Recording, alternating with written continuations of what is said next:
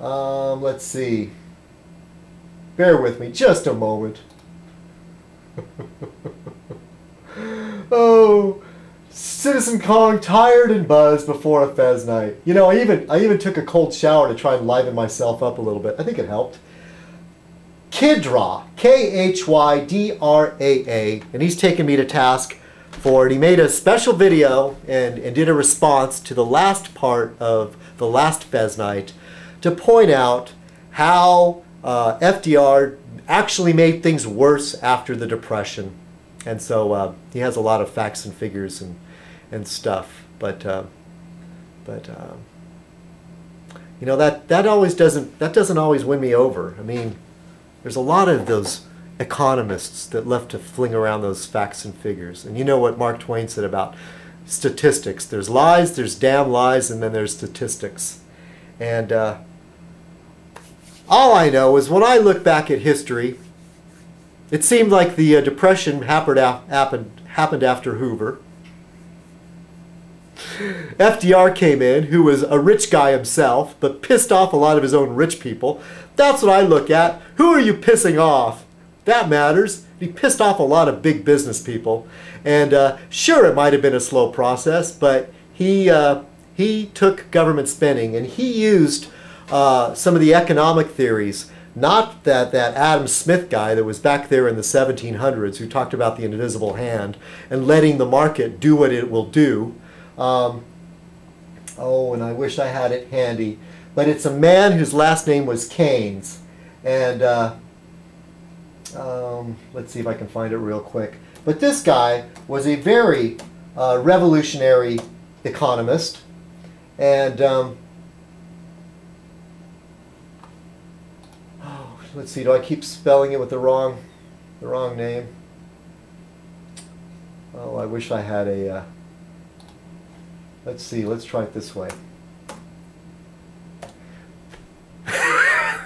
Those nights are becoming so boring, aren't they? Oh, yeah. John Maynard Keynes, who actually worked with these theories that went against this dinosaur, Adam Smith, and said, look, the government can, with regulation and by spending money in the right place, you know, help float an economy.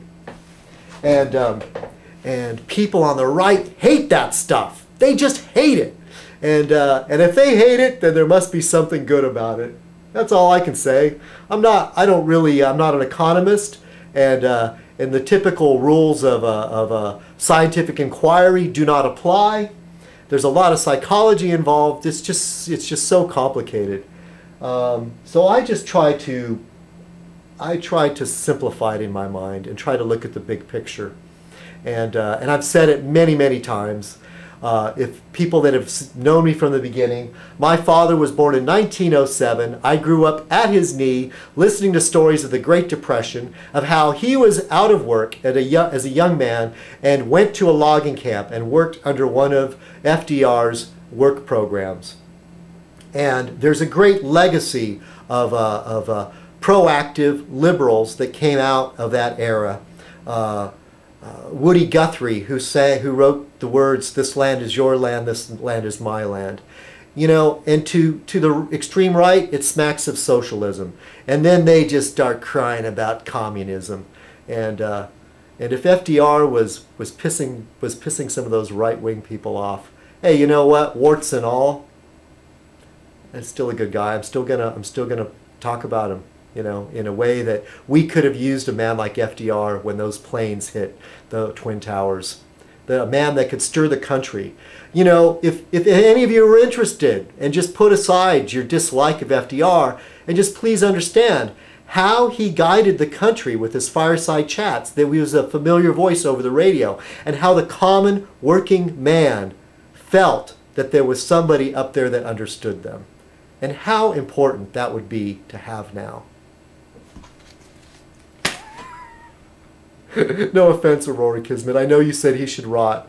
But hey, what about his wife, Eleanor Roosevelt? You know, there was a model of a very different kind of first lady who actually went and visited the homes of black people and was photographed with black people. And boy, did that piss off the right-wingers. They hated her.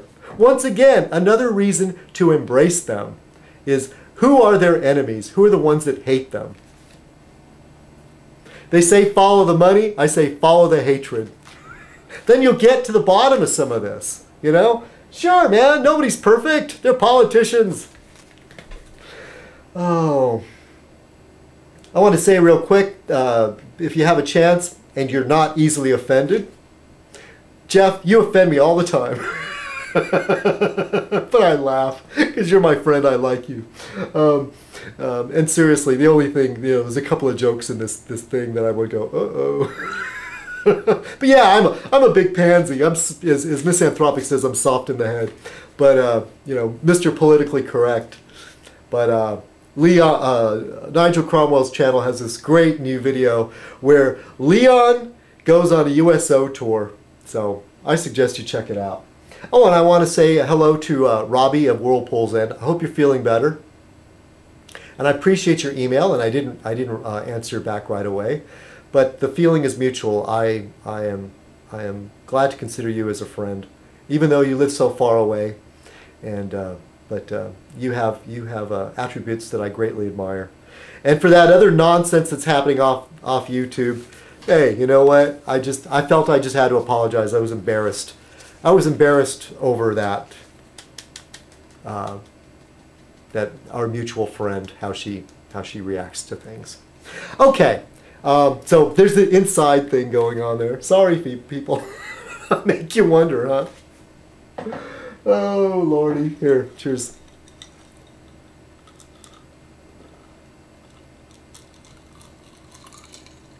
Take a killer swig. Oh, nothing like rum and coke, I tell you. So I finish it off, pouring this last bit. Yeah, just Fez night just goes on and on and on, doesn't it? And that's just the way it is, you know? I know, I'll never get thousands of hits on a Fez night.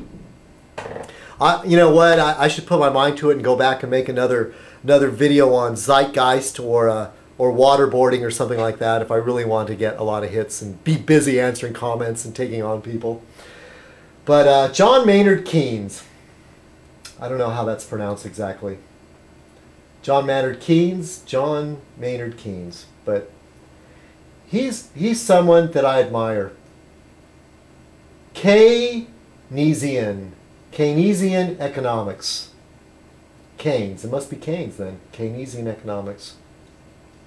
I think we could use that kind of economics again. I think a lot of the trouble of what we're into lately is because of Reagan and that idea of deregulation.